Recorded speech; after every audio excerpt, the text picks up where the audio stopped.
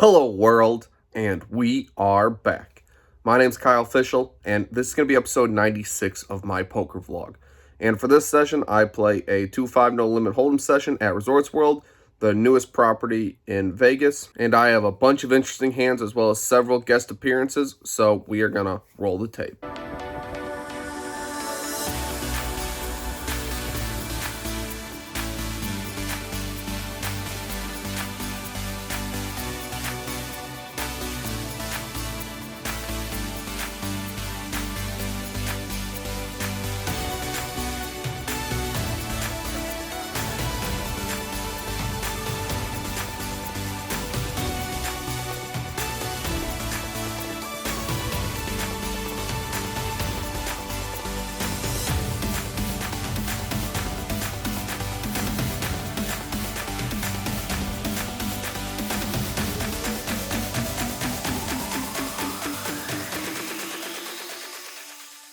Alright, first hand of note. I am in middle position with an under the gun straddle. I raise to $35. There is one caller before the button raises to $150. Holding Jack 10 of hearts is not the greatest card to call a 3-bet with, but I think there's a lot of dead money into the pot, and I also believe that if I call, the player behind will be incentivized to call as well. And my hand plays fairly well multi-way, so I'm happy to continue with my exact holding, so I make the call. The player to my left decides to fold, would prefer if he was in there adding some extra money to the pot, but either way, we are heads up to a flop of ace, queen, 7, 2 spades. Honestly, not a very good flop for me. My opponent has all the best aces and pretty much is the only one of us that can have pocket queens in this scenario. So I'm pretty much prepared to just give up on this hand. But when I check to my opponent, he only bets $100. So when it's 100 to win over 400, I think I'm pretty incentivized to call and hit either a king or one of my backdoor flush cards that can let me continue further. Besides the fact, this particular opponent could have a hand like pocket kings and pocket jacks, which may just c-bet once and give up. So for the price I'm being given, I think I have to make the call on this one. When the turn is the 8 of hearts, and it's pretty much one of the best cards I could ever hope for. It gives me double gutted and a flush draw. I check to my opponent, hoping to see a free river card. He does not comply. He decides to bet $300. Definitely a large sizing, but still, I'm still getting 300 to win over 700, and there's still plenty behind to play for. I believe if I hit one of my flush cards or straight cards, I can just lead jam, and it'll be tough for my opponent to not fold if he has like ace king, ace queen, or flopped a set of some sort. So I decided to make a third extremely loose questionable call, all in the same hand. And all my bad decisions are immediately rewarded when the river is the deuce of diamonds. Ho, ho, ho. Quite disappointed to whiff so hard. Couldn't at least river a pair, but jack high, I don't think I can lead turn into a bluff here. So I check, just prepared to give up. My opponent bets $500. I think I have to fold to any sizing. There is no real re-raise bluff possibility for the way I played this hand. So I fold, and my opponent shows ace-queen offsuit, no heart. So I did have all the outs I was looking for, just could not get one on this one. Next hand of note. I button straddle because I can't get back to even by folding. An early position player raises to $30. It folds all the way to me for 20 bucks with a pair of threes. I'm definitely not going to just give up. So I make the call. When the flop is queen 5 deuce 2 diamonds, my opponent bets $55. I mean, the only overcard in his range is a queen. He really shouldn't have connected to the 5 really at all. So kind of playing this board like there's only one overcard to my threes, and my opponent could be c-betting a variety of ace-x holdings as well as just flush draws. I decided to make the call, planning to reevaluate turn and hopefully be able to utilize my positional advantage in this hand. When the turn is the deuce of hearts, somehow there's still only one scary overcard to pocket threes. With this card, I'm definitely going to call a second time. I don't really see my opponent betting a queen credibly twice, but when my opponent checks, I pretty happily check it back. When the river's the 10 of spades, I think I'm kind of forced to pay off a value bet here, as the flush draw missed, and I'd say it's pretty unlikely my opponent would just c-bet with a random 10 and then go for some extremely thin value when a 10 hits the river. So I'm prepared to call a river bet and win some majority of the time. But my opponent checks to me. I happily check it back, and threes are good. Turns out you do not always have to have a set to win with these baby pocket pairs.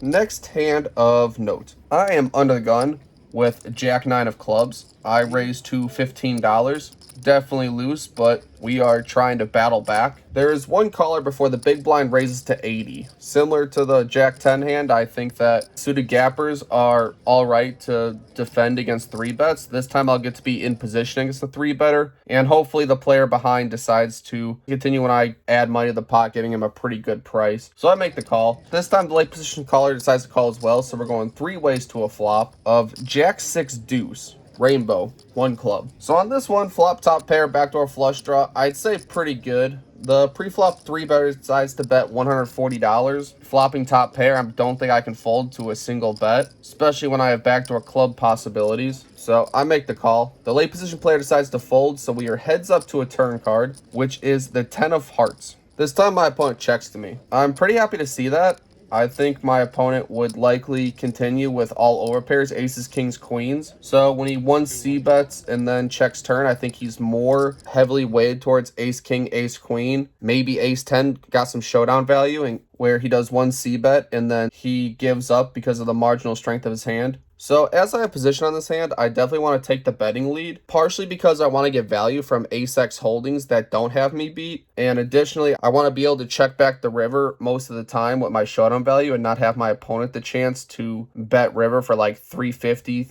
or 400 plus. So I bet $200 on the turn. My opponent decides to call, and when the river's the 4 of spades, if I was winning this hand on the flop, I should still be winning it, and if my opponent has better than a pair of jacks, he's unlikely to fold to a large bet size. So when he checks, I just check it back, and he has pocket aces. Oh, fudge. Only I didn't say fudge. Yep, it turns out when you play stupid hands pre, you get stupid rewards later. And, you know, I'm consistently being spanked early in this game. Oh, shit!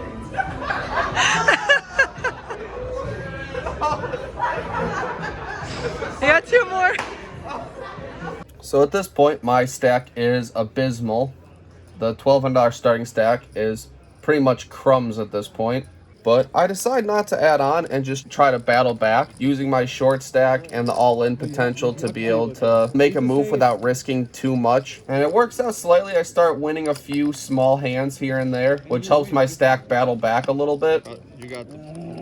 Until the next hand of note. An early position opens to $20. I'm in the small blind with king, queen of diamonds. An early position player, being an extremely aggressive and balanced opponent, I know his open doesn't actually have to be too good. So this is one of the times where I'm going to take a okay hand and place it into my 3-betting range. So I raised to $85. Well, the early position player, Poker Prophet, another vlogger, and he decides that he's going to 4-bet me to $230. Interesting reaction. But what does it mean? Now, I would give this 4-bet more credit if it was on the cutoff or the small blind. Additionally, vlogger on vlogger sometimes entices people to make moves on each other, so I don't really give him too much credit for actually having a strong 4-betting hand. I think in general, king queen is very bad to call a 4-bet with, because if you flop a king or a queen, you're still oftentimes against aces, kings, ace, king, ace, queen. You're usually still having second pair or a dominated pair at best. So in general, I would say this is not a hand to call a 4-bet with, but against this particular person and this particular dynamic, I think that it's okay. So we are heads up to a flop of queen 5-4 rainbow, and this is exactly the scenario I'm talking about. I'm kind of handcuffed. I have to stay with my hand, and sometimes I'm gonna run to aces and kings, and sometimes I'm gonna run into ace king and ace queen. So we would much likely prefer a board that had more Broadway cards and gave me a flush draw or straight draw. But as played, I check to the pre-flop aggressor, who decides to bet $165. Now at this point, I only have $500 behind. There's really no way I'm calling 165 and not putting in the 300 by the river. So I decided to take a more aggressive route and jam myself. Thankfully, I will have backdoor diamonds if needed. But similarly, I just don't really think my opponent actually has a premium here. So as played, I jammed, and my opponent instantly looked flustered and goes into the tank. Goes in the tank for a long time, which I would say is a fantastic sign. That feels good. It looks like I might get called with like jacks or tens, and which would be a fantastic result. Well, after my opponent calculates the size of the pot and realizes it's only about 300 more to call to win over 1K, he's definitely priced in with whatever holding he has. He decides to call, and the run out is the 9 of spades, jack of spades, and he does not immediately show, and since I'm the all-in player, I show king, queen, and it's good. Hi, Harry. Good luck, charm. My opponent claims that he had ace-5 of diamonds. So this hand kind of illustrates one of the benefits of having a relatively short stack is you get to jam with a pair, and sometimes your opponent's just enticed to call it off because there's no more at risk. It also shows the risk of 4-bet bluffing, which I don't recommend doing ever at 2-5 and below. Please take a moment and subscribe. Thank you. So that hand helped us battle back a little bit. We now have a pretty healthy stack. Before the next interesting hand. I am in early position with pocket eights. I raised to $20. There are 3 other callers, so we are 4 ways to a flop of 9, 6, 4, 2 clubs. I want to bet about half pot here. I do have the 8 of clubs, which can be relevant, I guess.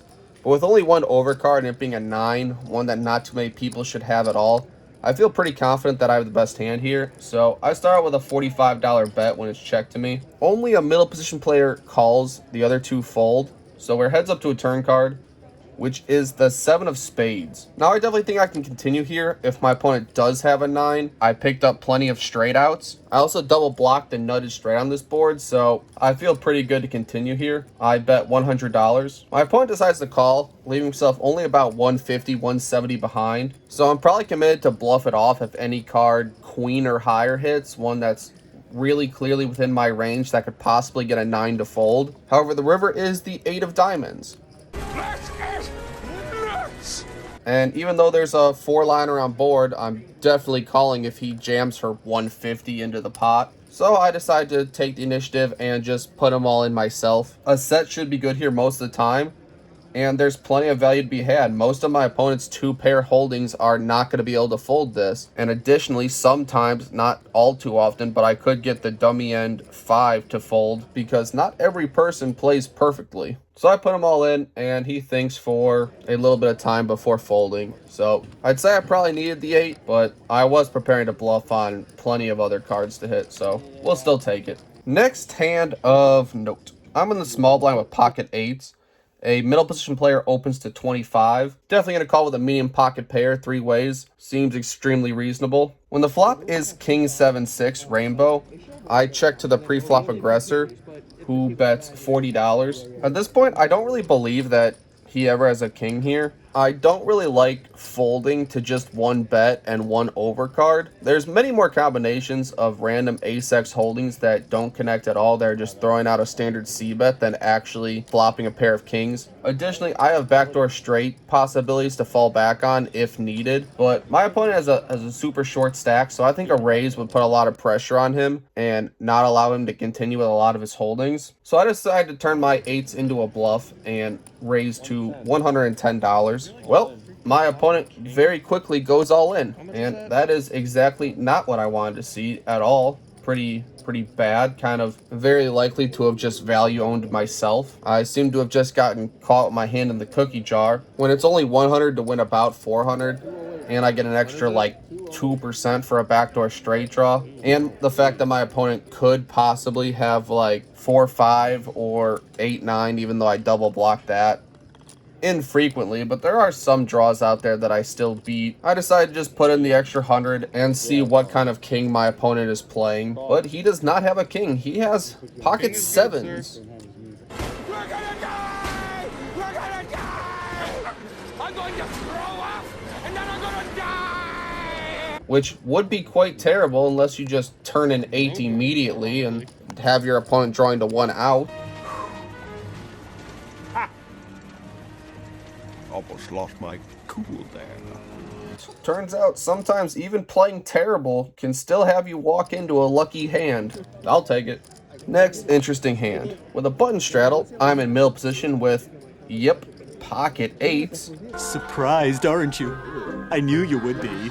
I raised to $30, because how will I not flop a set with eights? Well, 3 additional players decide to call, so we're 4 ways to a flop of 9-5-3 rainbow. Similar to the first pocket eights hand, with only a 9 out there being an overcard and a 9 not being likely to be in any of my opponent's holdings. I can happily size up here. Eights should be good a lot of the time, and usually my C bets here would only be aces, kings, queens. If I had like an ace X type holding and there was 4 callers and this was the board, I would choose to check instead of bet. So eights is definitely strong enough to bet and try to thin the field. Well, only the small blind decides to call, so we are heads up to a turn card, which is the 9 of hearts. When my opponent checks to me, I'd say this one is kind of bad. If my opponent does have some form of 9, he's just absolutely never folding to this card. I believe if I had aces, kings, queens, I would have the same thought process and check for some pot control. So on this card, I decide to check it back. On the river 5 of clubs, my opponent decides to lead for $175. Now, for this sizing, I'd say it's just pretty much a call. I believe that if my opponent did have a 9, he'd bet a little bit smaller in hopes that I could call with a naked ace. Because on the double paired board, you can get a lot of value from ace highs. So I think he would try to include that into his value bet sizing. But I also believe that he could simply be bluffing or value betting an ace himself and not have to have a full house to be able to throw out this bet. So for those reasons, I decided to make the call. And my opponent has king 3. And today, pocket eights have gone 3 for 3. A final hand of note. Harrison from Harry B. Poker decides to open to $20 from my direct right. I'm in the cutoff with pocket jacks. Definitely have to 3-bet this one. Harry can be super wide and doesn't have to have anything. And jacks are just simply too strong to just call. So I go for a small 3-bet. Not really looking for a fold. Just trying to build the pot a little bit. I make it $65. Harry is the only caller. And on the king deuce board, definitely favors a pre-flop 3-better over a open caller. I could have ace king here a lot of the time, and Harry really can't, because Harry would definitely 4-bet ace king. So I'm pretty happy to play it like I have ace king here and down bet slightly. I bet $50. Harry calls pretty quickly. When the turn is the 4 of clubs, I don't really see much value betting twice. If he has any medium pocket pair, he's probably going to fold to a second barrel, and he would only be drawing to 2 outs anyway, so I'm pretty happy to keep those in there. And additionally, I could definitely induce bluffs out of him by checking this turn. So I check, and the river is the 7 of spades. And this time, Harry bets $110. This is just a slam dunk call. Harry is super balanced. He could have so many bluffs here. He could be value betting worse pocket pairs than jacks. So I'm pretty happy to put in $110 here. And this time, Harry had king, queen of hearts. So yes, even though he's super balanced and could likely be bluffing, he also has the same number of made hands as everyone else. So I get spanked one last time before the session's over. So for this 2-5 $1,200 max game at Resorts World, we're into the game for $1,200. Out of the game for $1,657. We were there for 11 hours. We had to play a bit longer to battle back from the early setbacks, which equates to $41 an hour or 8 big blinds an hour. Well, if you watched all the way to this point, thank you. I appreciate it. It was always nice to be able to battle back from some early setbacks, and I was definitely very proud to make a profit on this session. Next week, my Bellagio video will come out, so stay tuned for that, and I will see you all next week. Thank you.